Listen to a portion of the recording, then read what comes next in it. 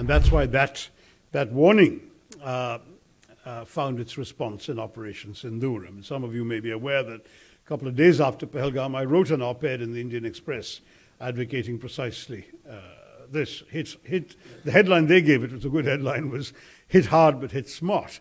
That is, hit hard because kinetic response was unavoidable. We simply could not afford to turn the other cheek. We cannot let them believe they can do this with impunity. At the same time, don't forget that development is our larger goal. We can't afford this to be seen as the first salvo in a protracted war. Therefore, hit smart, precise, calibrated, targeted attacks. And you can imagine my satisfaction and semi-disbelief, because I didn't realize that anybody in Delhi would be reading my op-ed, did exactly that. And Operation Sindoor a few weeks later followed, which is why I was such an enthusiastic supporter of it. It followed exactly the course of action I had advised in my op-ed just after Pahalgam. So, to my mind, with Balakot of 2019 and now Operation Sindoor, India has sent a very clear and unambiguous message that we would not hesitate to go to war if terrorism is unleashed in our soil in this manner.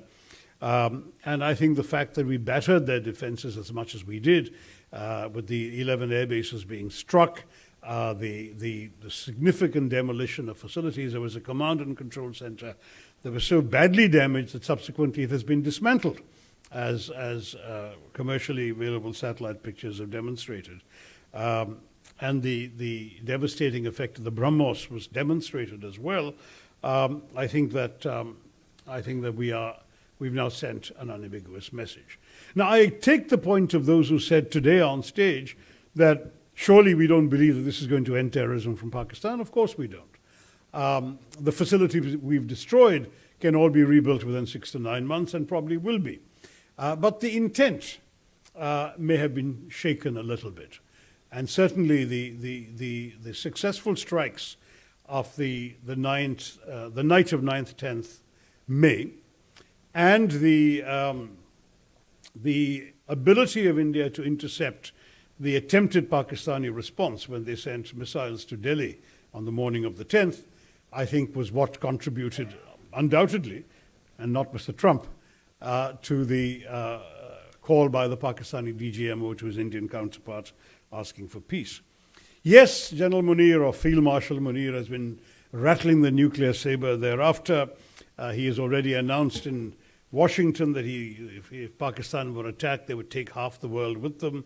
I am not particularly inclined to worry too much about this kind of bravado. And I'm convinced that if Pakistan shows any serious intent, we will be we will be more than equally generous in our response. But for any of the contributors to this volume to expect India now to make the first gesture is completely living in la-la land. It's not going to happen. And certainly with the present regime, with with Field Marshal, I keep forgetting his promotion, Munir, and the language he has used, the extraordinary bigotry, can you imagine, of addressing a Pakistani diaspora audience and advancing the proposition that Muslims cannot live in a non-Muslim majority country?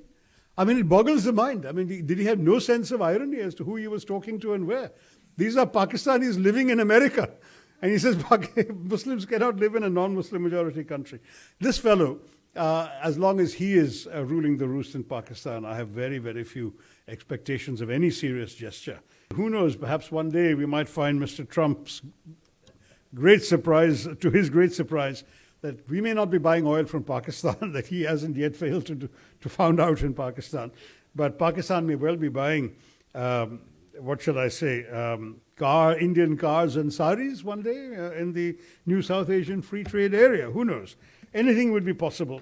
But I think for now the onus is on those guys to make the first gesture.